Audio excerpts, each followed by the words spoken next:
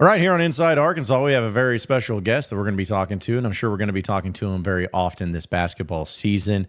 It is a friend, but maybe a different type of friend because Bobby Reagan of Barstool Sports joins us. And for those of you who don't know about Bobby, he is a Kentucky guy, Kentucky grad, Kentucky native, Kentucky everything. He's a big Kentucky guy, and as you all know, basketball season, Arkansas, Kentucky, there's a little extra juice to it for some reason this year. So, Bobby, happy basketball opening season to you, man. How are you? I mean, listen, both of our football teams suck. So I think both Arkansas and Kentucky fans are like, hey, the hands are clean. We're in a new season. Football, yeah, it's still happening, but that's behind us now. It's just now. And I got my dog hacking up in the corner. Like, he even hears Arkansas and he gets mad. So I'm excited. I said it in my Monday blog, talking about something. I think I was complaining about not having the 24-hour tip-off. And college basketball as a whole this year, I think, is like one of the most seasons I've been excited for 5-7 years. And then you throw in, obviously, what both of us have of the new coach, the new era. But even just taking that away, like, it just feels like college basketball is in a good spot again. I know people complain about the transfer portal and the NIL. Arkansas fans shouldn't complain about NIL at all, or the portal. But it just feels like college basketball is back to where it should be. Like, it's a wide open. It feels wide open. Obviously, you even have conference realignment. We get Texas and Oklahoma this year. It feels good. It feels good to be in basketball season because it is, like I said, it's probably, and like, I get excited every year, but in terms of like really getting excited, it's 5-7 years since I felt this way. Well, and it's funny because Arkansas fans have been pretty excited for the most part about most of the seasons under Muss. That last year did not go well, but they always had hope and they always felt good. And then you got the Calipari angle, which has provided, I'll be honest, it's a different type of excitement. This is an excitement because of what he can do and who he's brought in and what he's had in his history. But there's also an uncertainty too of, what? So it was such a great hire for Arkansas and rock the college basketball world that Razorback fans, because they're so jaded and they have PTSD, they're kind of like, all right, so what's the catch here? Like, it's got to be a nervous energy for you guys, right? Like a nervous excitement. Yeah, because I mean, Calipari's 65 years old. You're not getting him for 15 years, right? Like, that's just, people can yell. You're not getting him for an extended period of time, right? It feels like you have a 5-7 year window. I don't think that's crazy. I mean, if he retires at 72, no one's going to be like, oh my God, what happened? Yeah. I think 5 years. I think 5 years is it. I think so too. And that's not a long window to have, right? And on the flip side, though, Calipari, his first 5 years tend to be the most successful. But it's 65-year-old John Calipari. It's just, yes, it is probably the best hire Arkansas could have made, right? Like, you're not getting a guy with the name and the history of Calipari. You didn't expect to get a guy like that. Yeah, you probably could have had like the up and comer or a guy who's sitting there and go, hey, we could have 15 years with him. He could be our next. We live with generations live with this guy type. But it's got to feel nervous knowing, like, hey, if we don't succeed in 3 years, what's next? Because you're not getting another Calipari. And that's not even just an Arkansas thing. It's rare for anyone outside of, Kentucky, Kansas, and Duke, and maybe Carolina. And I'd throw Carolina there because they got Roy, of getting a guy like that has a history from a major program. There's not, it's 364 schools in Division I. You're talking about 0.02% of teams you assume have a chance of doing that on a somewhat regular basis. Yeah. And there's also just not many coaches that are of that level anymore anyways. Because we're coming in, that's another reason why I'm excited. We're coming into a new era. Like, the Izzos, the Selfs, the Caliparis, the guys that have been around forever. We're talking what? Like I said, you're talking what, 5-7 years tops with these guys. Yeah. Yeah. And that's where it's at, because Arkansas, when Cal was hired at Kentucky, I mean, you remember just the insanity that came with it. Senior year. Yeah, it was wild, and rightfully so.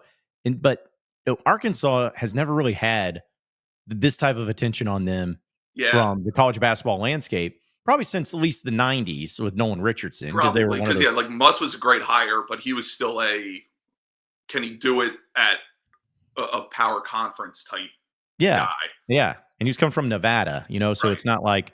But with Cal coming from, even when he came from Memphis, Memphis was just playing the title game, Yeah, so yeah, there and was so and there much was the to whole it. thing that Kentucky was gonna wanted to hire him, or half of Kentucky wanted to hire him when we hired Gillespie.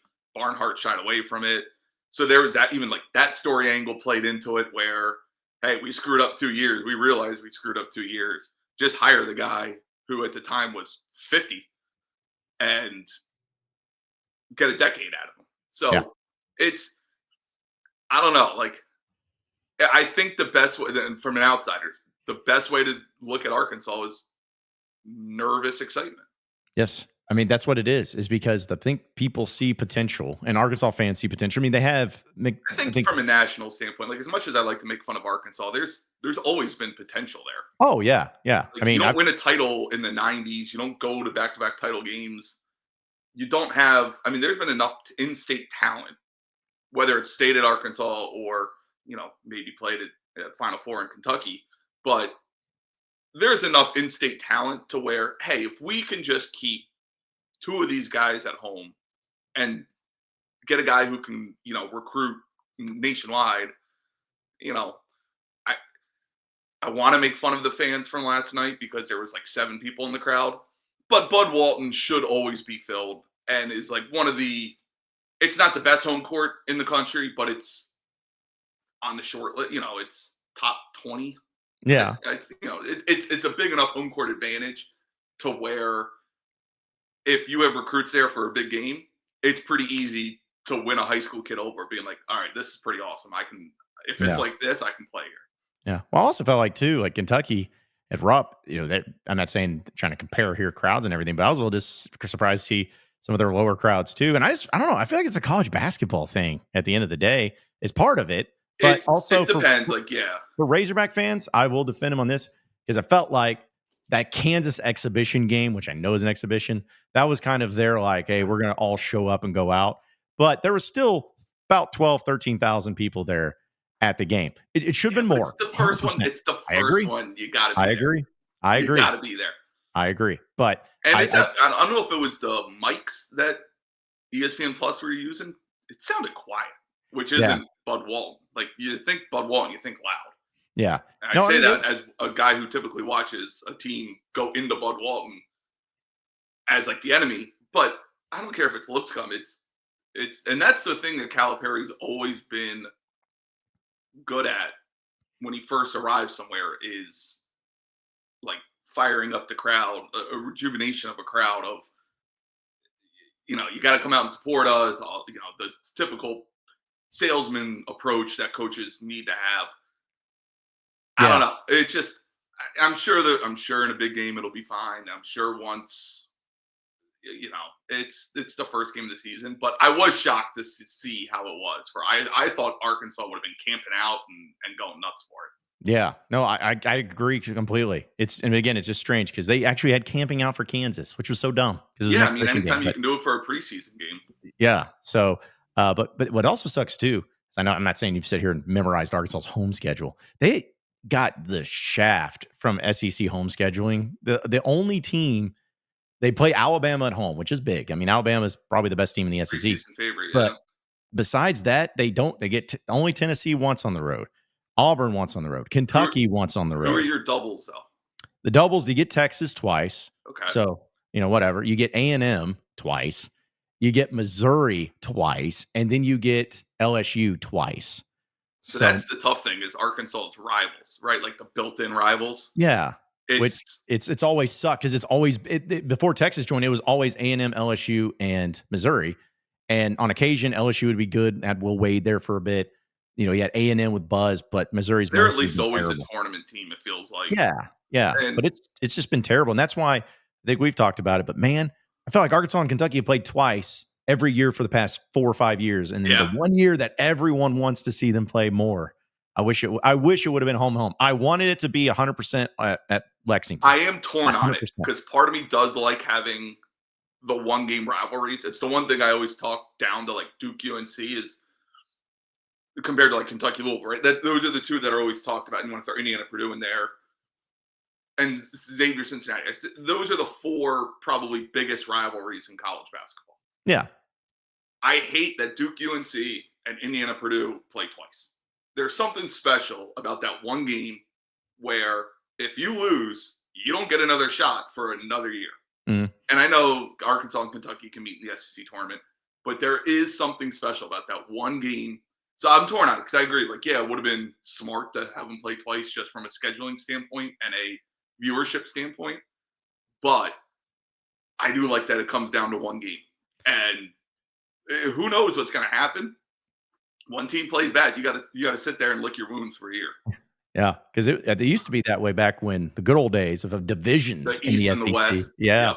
And, having that Arkansas-Kentucky game was a 1 PM CBS Saturday game, no matter what it felt like. I So do like that it's late.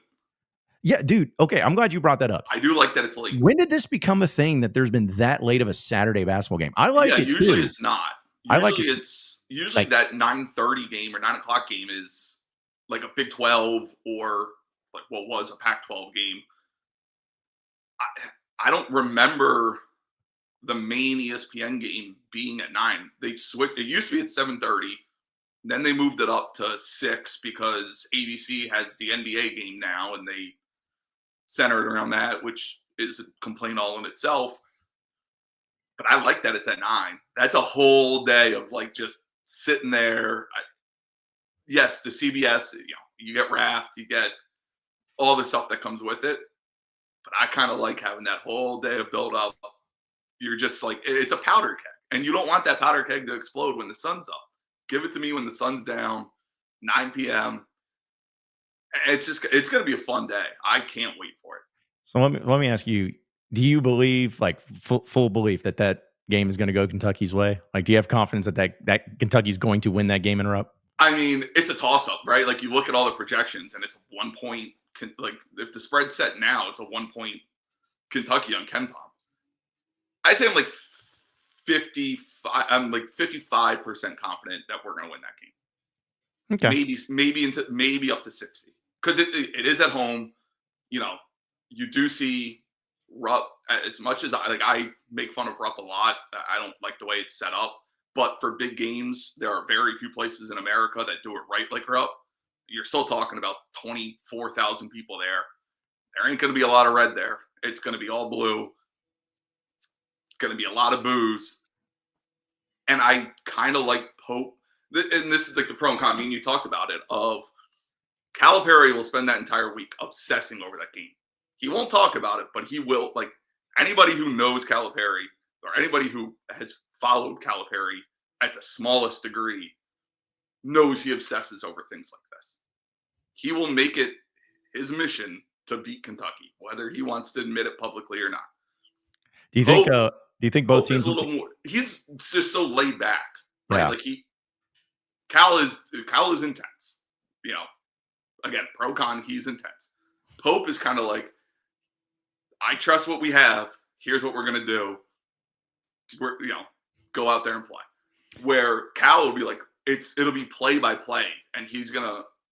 One of the complaints, and not even just from Kentucky fans, from you talk to people that cover the sport, nationally and whatnot.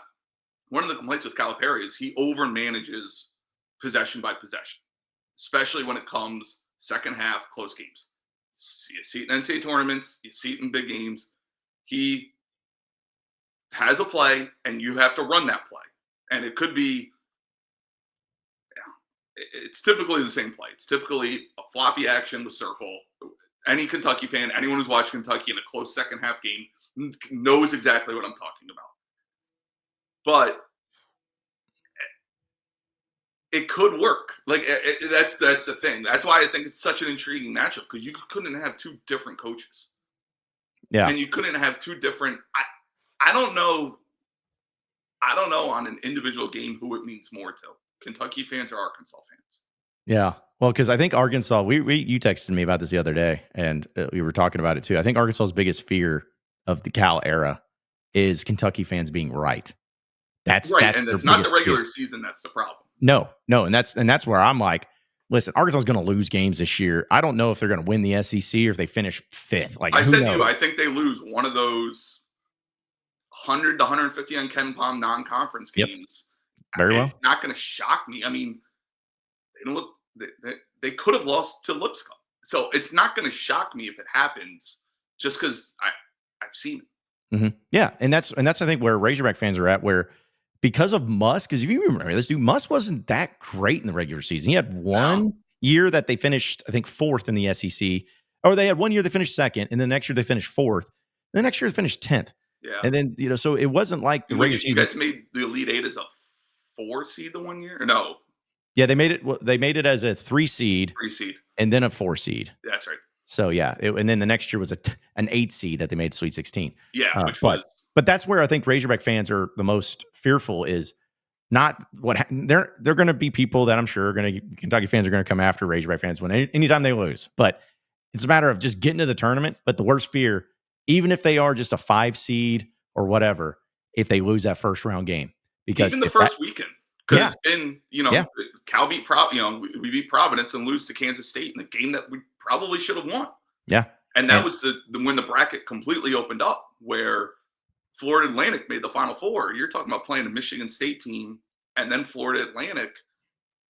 It's things like that where and I asked you what would hurt, what would hurt more, for lack of a better word, was struggle through the regular season, kind of a whatever, you're 5 seed, 6 seed, you lose in the round of 32, or you're, what we saw in 2022, where you're a 2 seed, people have you as you're not the national title favorite, but you're a trendy pick to win one, and you lose to I'm not saying you're going to lose to a 15 seed, but you don't get out of the first weekend, yeah, because Calaberry's been fine in the regular season.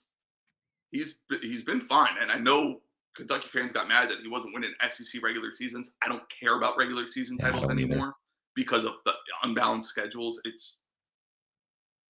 Yes, you can celebrate it, but it's also like, okay, well, we didn't play half the teams that's a second team finished, second place finished team played.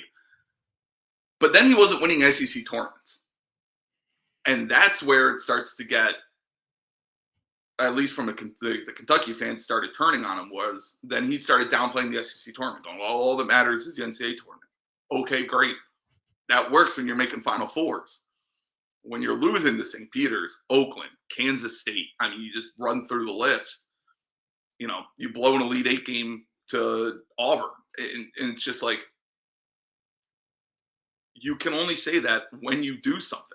Yeah, And Arkansas obviously has different expectations than Kentucky, right? Kentucky, it's tended talked about as Final Four, national title, or it's a waits this season almost. What would be now that now that we're in the season, yeah. now you saw a game, you saw 2 exhibitions, what would feel like a non-wasted season for Arkansas? I think honestly, getting to the Sweet 16 and above, like, I No mean, matter seed, no matter, like, yeah, no matter the if seed, you're a because 6 seed and make it, okay. don't care. Because I mean, that's kind of what I brought up. This is one of my biggest examples. Like when Arkansas beat Kansas to go to the Sweet 16 the year under Muss, Yeah. they were an 8 seed. Arkansas did not have a great regular season. They went 8-10 in SEC play, the 10 seed overall. They had some bad losses. That's lost to LSU. That was terrible on the road. They lost to Missouri. There's really bad losses. But the thing is my whole point in that when they beat Kansas go to Sweet 16, you know what no one remembered The about all regular that season. time they lost to LSU. Like Right. nobody cared because that's all that matters in the end. And I think that's how it is for Arkansas. I don't know if you know this, Bobby, but this is something I try to warn Razorback fans about too. Arkansas Razorback basketball, at least in the modern era of college basketball, I'm talking about over the past 40 to 50 years. Do you want to know the biggest upset they've ever been a part of or that they've been upset in the NCAA tournament? Oh God, It, I can't even. I'm trying to think of it. it was here recently, actually, but it was I would when say, what year was it? it was in 2016, I believe, 17. Trying to So remember which that one. would have been after Portis, or was that the Yeah, Portis after team? Portis. Portis was 15, right? Mhm. Who the hell would that have been? That would have been when they lost to the 10 seed Butler. It was Oh, yeah, it was when they had okay. Daryl Macon, Jalen Barford, Daniel Gafford, Yeah, okay. that I crew. remember that now. Yeah, but that's the biggest upset that they've lost to a 10 seed as a 7 seed. Yeah, that's always a toss-up. Exactly. So they've never experienced and people Yeah, will be like, you're "Oh, not because they've the never been a high seed." No, during the Nolan Richardson years, they never got upset. During the Eddie Sutton years, they never got upset yeah, you've to a never been the 512, the 413. never. And Yeah, so that is what I think Razorback fans also may like would make it even worse is just because they've never known what it's felt like to lose to a St. not Peter's or fun. to an Oakland. It's not fun. I can't imagine. I don't want to imagine it. Like No, it's you not ideal. imagine going into the tournament thinking, "Hey, we got a chance to get out of here. Who knows what happens in the Final Four, but we got a chance to get there." And on night one, you're out, and you're the talk of the country for the wrong reason. And it's the one time the country's locked into college basketball. And you can go undefeated. You can have the great regular season. You can win the regular season. You can win the conference tournament. But nobody cares because there's like 12 of us that watch every game from start to finish. And then 12 million people are watching March, and that's all they think. That's all they think. Well, And 'cause it's what was it? Like Kentucky won what was it? 27 games the year they lost to St. Peter's?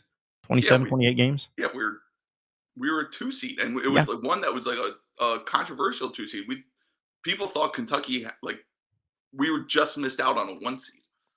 Yeah. And And that's why it's over. I don't think Hog fans can handle it because, like you said, I couldn't imagine going through a year where Arkansas in the regular season plus SEC tournament won 27 games or whatever and was Yeah, a 2 seed you and then expect to at lost. least be on the second weekend and going, "Hey, if we lose to a 3 seed, it sucks, but it's not the end of the world." Who knows how that game goes? Off shooting night, whatever. Things you can't control necessarily, which is why the NCAA tournament's as dumb as it is, but also why it's the single best postseason tournament in all of sports. But when it happens more than once, like Yeah. especially if you've never experienced, and to Cal's credit, like you can say when we lost to Kansas State, that was a 4-8 upset that would have been in 18. Yeah. You lose to Auburn in the Elite Eight in overtime. That was a 2-4 game. It wasn't, we're not talking what we experienced in 22 and 24. It sticks with you, and it's like it sits in the back of your mind. It sticks in. I'll tell you what, it still sticks in Calipari's mind. If you are that 2-3 seed, and that's a close game in the second half, that's my fear if I'm an Arkansas fan. Yeah. No one's going to be comfortable at all, like during the selection Sunday or during the game, the first round or anything like that. But on the other side of it, Bobby, I want to ask you this because I know you've probably gone through some hurt in your time as a Kentucky fan, just like every fan base has. But if the unthinkable happens, crazy, just ridiculous, Cal wins a national championship in year one at Arkansas. I'm not saying he's going to, but just say, for instance, he did. On your power rankings of hurt Kentucky fan, where would that one rank? Like how bad would that like just sting and piss you Probably off? second overall. Okay. It won't top the Luke May shot. The Luke May shot kills me to my soul because, like, I hate Carolina. I've said it before. My dad went to Wake Forest, so I grew up like when I was looking at schools to go to. My dad said, "Look, you can go anywhere in the country. I will not let you go to Duke, Carolina, NC State. Like those three were off the bat the moment I was born. It was a no go. So I grew up hating Duke, Carolina, NC State. So that Luke May shot, and that was a team that was the Fox Monk Adebayo team. They win that national title. Like that UNC Kentucky Elite Eight game, that was the national title game. And if Cal leaves with 2 and he gets that second and 17, it's probably a different feeling from Kentucky fans than, no Final Four since 15, the one title. And look, winning a title is hard. I'm not saying it's easy to go get 2 titles. There's very few coaches in the history of this game that have it. That will, I don't know how, the only way that will get topped is if Arkansas beats Kentucky on a similar shot to win the title. Like Mm, that's for now, that's the only way that can get topped. that would be a But very much a nightmare scenario. right, right. Like we've played Louisville in the Final Four. I can't imagine the nerves, the wreckage, the hysteria of playing Calipari in like year 1 or 2 in an NCAA tournament game, which Man. would have to be the way it's set up. It would have to be on the second weekend or further, Oh, yeah. Oh, yeah. and It would that would have to just be. be and especially you would have days leading up to it versus it's a regular season game. Like it's not like loser leaves town on February 1st. It's just fans are going to run their mouth one way or the other. But him winning in year 1 would hurt because there's no recent history that says he can win a title. Like and I said it to you when we were texting. My fear as an Arkansas fan is watching him try to figure out rotations. It's the one thing it's his biggest downfall. And I think even the most like red-blooded Arkansas fans would have that fear because they watched him do the same thing with half the same team you guys have at Kentucky. And I said it to you, like my concerns are the lack of shooting, right? Like, Davis is a good enough shooter. Flan is probably a good enough shooter. Wagner's inconsistent. If your third best shooter is Big Z, that could be a problem. And then what happens when Adu's like at full health and everything? I'm curious to see what he does to close out games because you have Adu, who is a much better defender than Z. Z obviously brings a more spread out offense. So they're two completely different players. Will he actually play them together, or will he separate that? So if he plays two of them together or plays Brazil with one of them, one of Wagner, Fland, Davis are probably out because you're putting Fierro out there, assuming everyone's at full health, no foul trouble, all that stuff. Who's he gonna leave out? Because Kentucky fans will tell you Cal's loyal to a fault. He will ride his guys. He has loyalty to DJ Wagner. He had it last year. That was a big thing. Is why isn't Reed and Rob? Why are you starting DJ Wagner and Justin Edwards? All that stuff. Is there a ton of truth to it, or like is there a ton of how much does it matter? I think it's a little overblown. But when it comes to end of game stuff, that's where I'm curious to see what he does because he screwed that up a lot for a Hall of Fame coach. I would still call Calipari one of the elite coaches in the country. Like, yeah, it's easy to make fun of him because of his shortcomings and some of the things he says and then what he goes and does. But you're still talking about a Hall of Fame coach. You're still talking about a guy that is going to have you talk, in talks come March. I don't know what he does. And that's got to be terrifying for Arkansas fans. If you can't sit there and go, what are we closing with? What's our lineup when we need to either, it's a tie game at the 4-minute mark. What are we doing? Because I've That's what lived I'm that. hoping for. I I've did lived that. that's what's funny about it is I think Razorback fans are going to witness that. And it's going to be similar, just like everybody, where, like Muss, a lot of Razorback fans love Muss, but Muss had a lot of shortcomings too. And Yeah. when people see what happens over, it's like, oh, yeah, we remember that stall ball at the end of the games that It's would the frustrate worst. people. We remember, I yeah, hate it so yeah, much. remembering the fact that he would get a bunch of transfers in that were great or at least solid 3-point shooters. I'll never forget it. Jeremiah Davenport was one of the greatest examples. Shot 39% from three At UC. at Cincinnati, comes in and he shoots 26%. It's like, what? How? Right. So yeah, every coach is gonna have shortcomings, but it's okay, Bob, because all he needed was that Tyson chicken money, man, and it's gonna be good. It's gonna be fine. Except he didn't go out and get shooters. He got one shooter. That's they'll develop into it. It's fine. I also am curious to see what is, I guess, the Arkansas. I'll let you speak on behalf of Arkansas of Richmond and Knox, because those are the two other freshmen. Obviously, we know Cal. His whole thing is play the talent, play the big recruit names, however you want to classify it. I don't know how they fit into the rotation, how they fit into this team because of this is the last year, obviously, with the free COVID year, where it still feels like you have to win with older players. Like, yeah, you can have freshmen, but you need that right mix. We see it at UConn, whatever. What happens with Richmond and Knox here? Because they feel like the two kind of outliers or the two forgotten guys of this roster. Dude, I actually felt like, and this is just the game that we saw him in, but I kind of wanted to see a little bit more of Knox in that game because Big Z got two early fouls against Lipscomb. Hmm. So, they were going to have to figure some things out. But I felt like I think Knox only played 15 minutes and Richmond played 11. And Yeah, both of them actually did fairly well. But as you said, what role are they going to play? right. And what happens when they play not Lipscomb? Yeah. Right, like what happens in the same scenario on Saturday Yeah. where I mean, that's the thing. Z, for as good as he can be, you better get used to him being in foul trouble. Like that's Oh, just yeah. he gets in foul trouble all the time. Hmm. And that's why it's crucial to make sure Jonas Adu is as healthy as possible to get him back. Yeah, 'Cause, yeah, they're gonna need that. and I do like that he only has three bigs. You throw Brazil in there, because Cal will play multiple bigs at a time. He did that at Kentucky throughout his entire career. It's something he believes in. I do wonder if he's kind of forced to play Knox at the four more often, and just you put or not. I don't believe in positions necessarily, but you put him and Thiero out there as your wings with Flan, Wagner, and then one of the two bigs or one of the three bigs.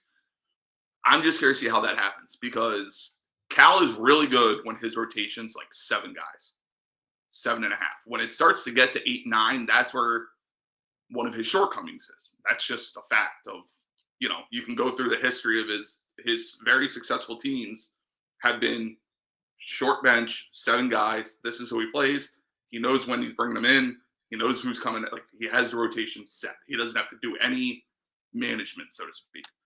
Yeah, because I mean, essentially, you're talking about he has 3 freshmen, like Yep. 5-star guys, and then he has 3 Kentucky transfers, and then he has 3 other transfers: Nelly Davis, Adu, and then I guess Brazil technically he transferred. He was in the portal, but he came Yeah, back. but you have two So, of the, I'd say probably 15 guys out of the transfer portal, right? yeah. Davis and Adu, two of the top 15, 20, somewhere in that range. What you think of Adu? Davis was a top 5 transfer portal guy. Adu, I like what he does. I throw him in the top 15 probably. Um, it's a lot to figure out, Yeah. and that's why I'm curious about this game on Saturday. You got Yeah. Baylor coming off a loss, Dude, that wasn't a loss. That was a and trouncing. yeah, that was, Sheesh. and at Yeah. least VJ Edgecombe murked Mark Few's son. They have that going Oh, for him. yeah. Yeah. And that was Um, also weird seeing Caliph Battle out there, for yeah, Gonzaga, yeah. number 99. No, So, that's my old man. That's the worst thing a basketball player can wear. Like, can we just go back to wearing 0 through 5s? That's my old man take. I hate it so much. But I don't know. Like I don't know. I said it to you. I was talking to some of my friends from Kentucky who are diehard basketball fans, and your guys' team reminds us a lot of the 21-22 Kentucky team. The way it's made up, the way that Calipari kind of has the rotation. It feels like you need, one more. There's one missing piece. Like I said to you, I think you need another one of those stretch guys that can play on the wing because Thiero, for as athletic as he is, as good as defensively as he is, he's not a passer. He's not a shooter. Um, so you need one more of those guys that can kind of balance out Thiero. And you're going to win a lot of games like 21-22 did. But then in March, it's a different game. Like it's the biggest cliche in the world in college basketball, but it's a different game come March. You see it all the time. That's where I'd be the nervous, excited as an Arkansas fan.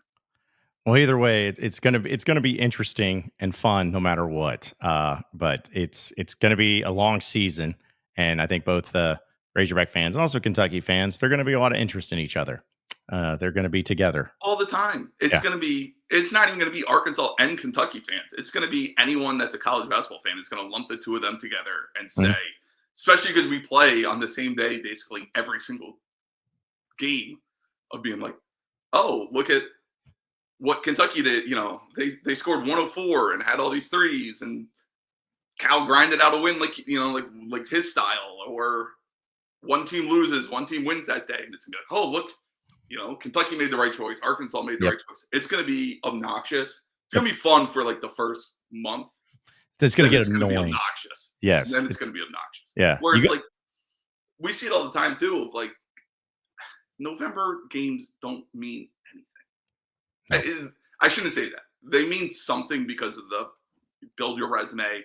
It's how like the Big East is always good because they win all their non-conference games over the last few years, and then the Big East is good come conference time. But it's going to be like Kentucky loses to Duke on Tuesday, or Arkansas loses to Baylor on Saturday. In the grand scheme of things, it's not going to mean much unless it's like a complete brutalization loss and you got like one of the teams never recover, which I don't see happening. No, I don't see it happening either. Not at this point in time. No. But no, it's it's it's going to be that, but fans don't want to see it that way. They're just going to be trolling each other. So Yeah. it's just what's going to happen. But it's part of the fun. It's part of the fun. It's why like I love Big East Twitter because they are ruthless, they are funny, they're creative. I want Arkansas Twitter to kind of embrace Providence Twitter. You guys got to get more creative. Well, You guys got to get more creative. yeah. Well, they here's the thing about Arkansas Twitter. They'll get to a turning point. Like if Kentucky fans and Big Blue Nation start pushing them, which they are. All it's going to take is that one loss that Arkansas suffers, and Kentucky fans come out of the woodwork. That's when it's going to turn on. Because trust me, like here in the SEC at least, Arkansas Twitter and Tennessee Twitter. I think Tennessee Twitter is worse, but there's a lot of similarities where it's just they're just angry and frustrated and mad, and you don't really know why. And it doesn't even make sense as to why, but they just get mad. So You yeah, all all need to it's be going to like take is to get pushed. you all need to be like Auburn Twitter though. At least Auburn Twitter was creative when they started doing the memes and the Yeah. like flooding the city, or like would they flood? I think when they were over they flooded the Israeli national team when Pearl had It's them over there and they played. Like you got to do things like that. Like I need creativity. Obviously, I get a lot from Arkansas fans. I don't care. It's I know. what the business is. Show me some creativity, folks. Like, come on. And it's also, you can't sit here and say, and this goes both ways. You can't sit there and say, "Oh, Kentucky's thinking about John Calipari." When I'm watching an Arkansas game and I say something about what's going on, it's like, yeah, I'm thinking about it. It's on my TV screen. Like what? I'm watching the game. Yeah. You, Although you you're can't do it both ways though. Like yeah. Kentucky fans can't talk about Calipari when Mark Pope's offense is humming. Like, yes, you can compare, but it can't always just be to what happened at Arkansas. Mm-hmm. Yeah. But I mean, when you're talking about, watching that game from Lipscomb the other night and you're like, oh, yeah, I'm watching some mid-level college basketball. It's like, Lipscomb's a mid-major team. I was trying to listen. I enjoy mid-major basketball. I do too, actually. I'm trying to, as a national writer, I'm trying to build up an audience for the mid-majors, show the little guys some love early. So come Cinderella time, whoever Arkansas is playing, you fans know and know what to look out for. Yeah. Well, I'll say this. I'm going to be in Lexington for the first time ever in my life for that game. I know. I'm trying to figure out if I can make it down. I was going to ask you if I do. You got to find a way because I'm excited about it personally, not only because it's the game, but I think we've talked about it. If there is ever an atmosphere at Rupp that's going to be here, Yeah, that's to me. And you speak for it, but I feel like that's going to be the greatest atmosphere probably Rupp's ever seen, or at least top probably 3. second. Yeah, probably the first time Pitino came back with Louisville, just because it's like Louisville is Yeah. always going to be our rival. Now there was a gap, obviously, when Pitino was in Boston, so it's a little different. But I would say it's probably going to be the second best atmosphere behind that. It's still insane, but I would say probably Pitino coming back with Louisville the first time. I mean, remember Pitino also flicked off our crowd. Yes. Yeah. So it's like there was hate from both sides there for a long time. If Calipari says something that week, it could reach that level.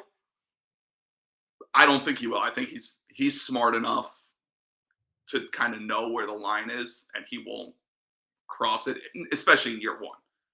Now, Yeah. down the road he could, but in year one, he'll let it go. He'll let the fans. He'll talk about how good of a job Mark Pope's doing, how he loved his time in Lexington. He can't wait to get back, hit his local spots, all that stuff. I'm not expecting, which sucks. Like part of me wants Pope and Cal to like fire shots, and not even shots. Like I want nuclear like missiles at each other that week leading up, but they're not. Like we saw it at SEC Media Day. Both guys said the same thing of, oh, they made the right hire, cheering for him. It's like, come on, give me the hate. I want hate in sports again. Well, hey, no, who knows? Maybe after this one game that they play each other, maybe there'll be something that happens, and then the hate can start flowing. Maybe that's all it takes. That or like an SEC title game.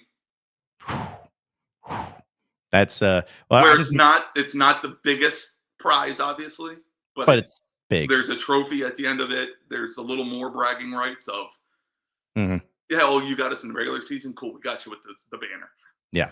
No, that could be intense, man. It's going to be fun, though. But Bobby Reagan, Barstool Sports. Follow him on Twitter at Barstool Reags. You can see what he's got going on over there at barstoolsports.com. All college basketball and NBA, too. But, hey, man, it's good to talk with you. I'm sure we'll be talking plenty this basketball season, especially. So it's good catching up with you. Yeah, it's going to be awesome, man. On Saturdays. Yeah, that's right, man. So good talking with you, my man. All right, man. See ya.